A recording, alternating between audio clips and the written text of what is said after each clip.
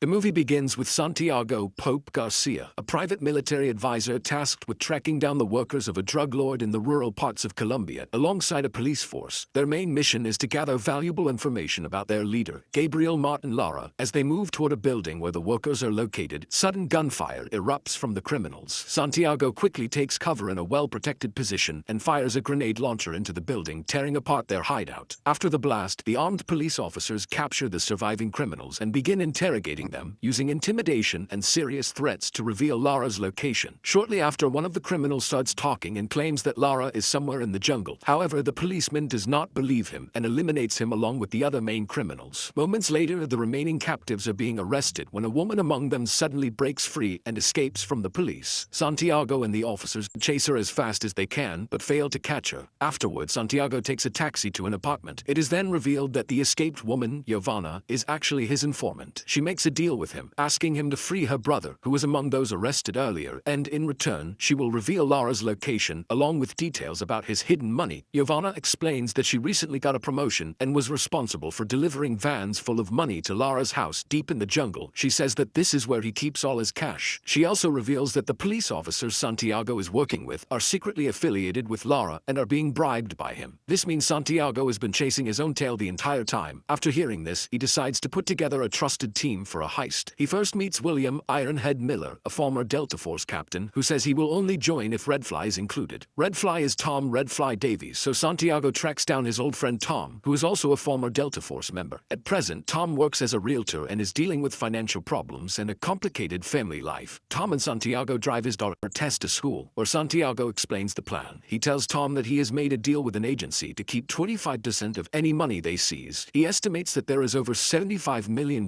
in cash inside Lara's safe house. Although tempted, Tom remains hesitant because the mission is extremely risky and illegal. Santiago's next recruits are Francisco Catfish Morales, a former pilot, and Ben Miller, William's brother. Ben Miller is now a mixed martial arts fighter and is currently in a match. Afterward, Santiago meets them in the locker room and convinces them to join the mission. During this time, Tom arrives and they all begin discussing their entry plan. Santiago prepares fake passports for the team, and they use them to pass through immigration as Powerline consultants. Once they enter the country, they are free from facial recognition systems, allowing them to move like ghosts. Hearing this well-thought-out plan, Tom finally agrees to join them. Afterward, the team heads to Colombia.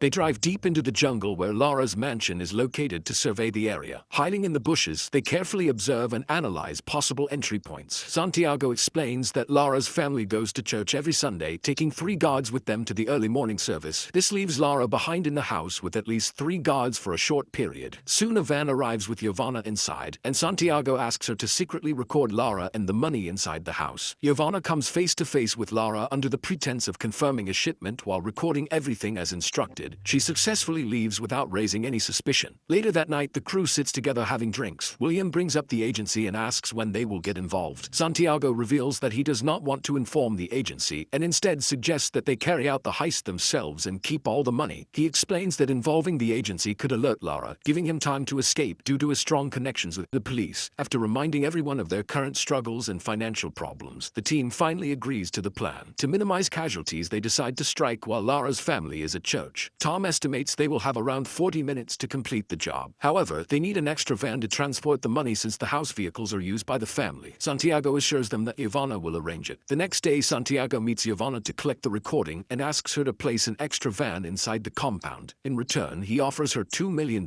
in a safe way out of the country. Later, he meets the crew at a secluded location where they prepare for the mission with armor and weapons. On a rainy Sunday morning, the team arrives at the mansion and hides in the bushes, waiting for the family to leave. Soon, Giovanna arrives with the van, successfully completes her task and leaves. The crew then moves in and quietly takes down the guards. However, they are unable to find Lara or the money. They regroup in the house office, suspecting they have been set up, and consider leaving immediately. At that moment, Santiago notices the smell of fresh paint in the room. Recalling Giovanna's words that the house itself is the safe, he realizes the money is hidden inside the walls. He begins breaking the walls open, revealing stacks of hidden cash. The crew quickly joins in, tearing apart the walls and discovering that the amount of money is far greater than expected. With limited time, they rush to fill bags and load the van as quickly as possible. Santiago then suggests burning the house down as an act of revenge against Lara. As they start spreading fuel around the house, a secret cabinet suddenly opens in front of them. Suddenly, Lara appears from the secret cabinet. In a panic, he starts firing his gun wildly in every direction. He shoots William, but Santiago quickly reacts and kills Lara on the spot. Fortunately, the team has medical kits and they manage to patch William up and stop the bleeding. They then eliminate the remaining guards and set the house on fire using the gasoline. The flames spread rapidly and the team leaves the mansion. As they drive away, they notice Lara's family approaching, but they calmly pass by without raising suspicion. They later stop at a location where a waiting helicopter arrives. Santiago also meets Ivana and her brother to give them the money he promised. The crew weighs the cash and discovers it is around 6,000 pounds, which equals roughly $250 million. However, they face a serious problem, as the helicopter cannot carry that much weight at high altitude. Unwilling to leave any money behind, they decide to take the risk anyway. Ivana and her brother also join them, as they are being given a ride across the border in Peru. After some time, Ivana reaches her destination. Tom confronts her, asking if she knows their identities since she is the only outsider aware of them. She reassures him that she only knows they served together, based on what Santiago told her. Moments later, Santiago arrives and gives her passports along with $3 million and 2 tickets to start a new life in Sydney, Australia. Ivana asks how she can contact him, hinting at her feelings. Santiago understands but chooses to remain professional and tells her that she cannot contact him. He tells her to take care and they part ways in a bittersweet moment. The crew then continues their journey, facing their final obstacle, crossing the Andes Mountains. The weight issue they feared begins to show its consequences. The helicopter engine starts failing, forcing them to consider dropping some of the cash. Despite this, they are still unable to cross the mountains and begin losing altitude. With no other option, they prepare for an emergency landing. The heavy cash bags make it even harder to land safely, so they drop some of them. Luckily, they manage to land on a farming area without any major injuries. Soon, local villagers arrive, armed and attempting to take the money. Santiago tries to calm the situation, but when one villager reaches for a weapon, Tom reacts and shoots some of them. To make up for the damage and loss of life, Santiago offers money to the village chief. The chief accepts the offer and allows them to take mules to carry the remaining cash. As they continue their journey, a young man watches them with anger, seeking revenge for his father's death. The chief orders the boy to stand down, saying the debt has been paid. The group then moves forward and later stops in the forest to rest for the night. The next morning, they continue across a rocky mountain path. Suddenly, one of the mules slips due to the steep terrain, causing a bag of cash to fall. After some time, they reach a point where they must climb a mountain to continue their journey. They release the mules and continue on foot after pulling all the money bags up the mountain using ropes. Exhausted, they sit down to rest in the freezing cold. The harsh weather forces Ben to burn some of the cash to start a fire.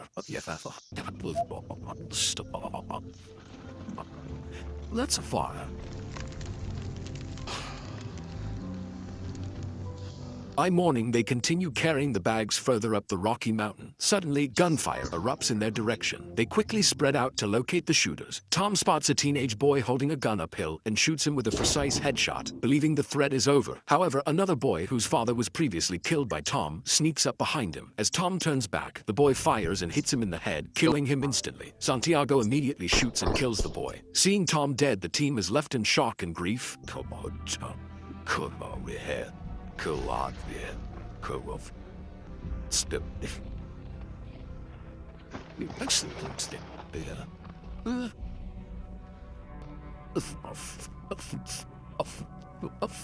William blames his brother Ben, claiming that burning the cash fire exposed their location. The two brothers begin fighting each other. Santiago intervenes and realizes that the attackers are villagers who had been tracking them for revenge. He explains that it was not the fire, but the villagers who led the attack. He encourages the team to keep moving, reminding them that Tom's family deserves the money, and so do they. They wrap Tom's body and continue their journey. As they move through the snowy mountains, they approach their final destination, where a man is supposed to meet them with a boat. However, they are now 5 days late and are unsure if the boat is still there. They decide to send Ben ahead to check while the others wait. Fortunately, Ben returns with good news the next morning, confirming that the boat is still there. He also paid the driver to wait longer. However, he warns them that in the nearby town, more than 20 armed teenagers are searching for them, believing they are connected to Lara. Santiago suggests eliminating them, but the others strongly refuse, saying they are not there to kill innocent kids. Santiago blames himself for everything that has happened and apologizes, apologizes, admitting he believed they could succeed. After an emotional moment, they decide to carry only the money they can manage and throw the rest into the abyss, as they cannot carry both the cash and Tom's body over such a long distance. Ben then goes ahead to the boat again, while the others carry Tom's body toward the town. On their way, they find an abandoned car in the forest. Suddenly, a teenage boy appears and points a gun at them. Santiago, not wanting more bloodshed, lowers his weapon and tries to calm him down. However, the boy does not trust him and calls for reinforcements. Before the situation escalates, they quickly start the car by connecting wires and drive toward the boat. Two vehicles begin chasing them. To avoid casualties, Santiago fires at their tires, slowing them down and allowing